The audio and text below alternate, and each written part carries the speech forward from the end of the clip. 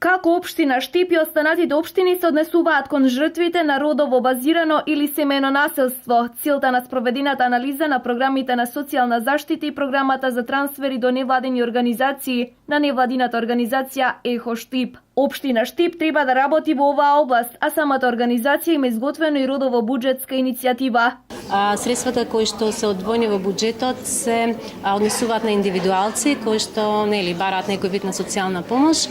Имам направено нешто малку во однос на згрижување привремено на жртви на семејно насилство за 2016, мислам дека беше бројот 4. Не е видлива родовата компонента во овие ставки.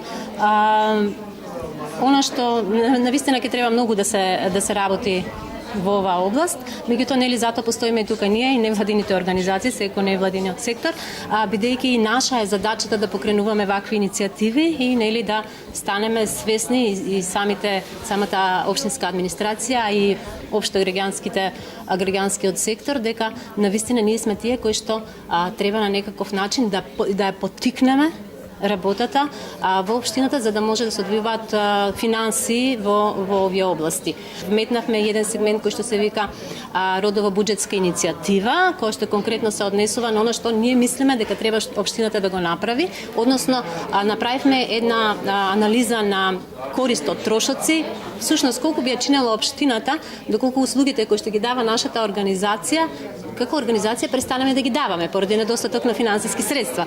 Значи интересна е навистина анализата и сметам дека општината ќе треба да размислат понатаму да делегираат надлежности на невладините организации од разни области. Значи на ваков начин сакавме не само ние како организација да го поттикнеме ова и да го иницираме, туку и другите невладини организации да видат во делокругот на нивната работа исто да покренуваат слични иницијативи, за да може навистина и буџетот да биде родово одговорен, и да се прават родово одговорни стратегии на кои што после ќе се базира буџетот, односно од каде што ќе црпи информации за да може да ги распределува финансиските средства.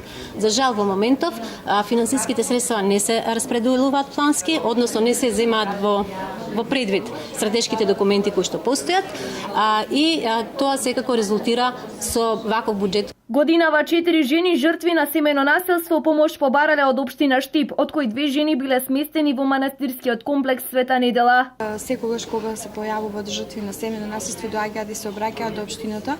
Ние имаме одлична соработка со сите останати институции. Во првиот момент ги упатуваме онаму каде што е тоа најнеопходно. Значи доколку се работи за потреба од здравствена помош, потоа можеби полициска помош и секако до Центарот за социјални работи кои што исто така имаат надлежности. Но во секој случај кога се појавува и проблемот со домување, се обидуваме да го решиме, бидејќи обично жртвата е таа која што излегува од домот, го напушта домот и во првиот момент најтешкиот, всушност тие се моменти кога се најтешки, кога таа нема каде да оди, и помагаме со тоа што ја сместуваме во сместувачки капацитети во манастирскиот комплекс Света Недела, и на тој начин се наоѓаме, значи токму тогаш кога е тоа најнеопходно. Се разбира дека потоа тие наоѓаат свое засолниште каде ќе отидат, но тие се најтешките моменти кога излегуваме во престрел.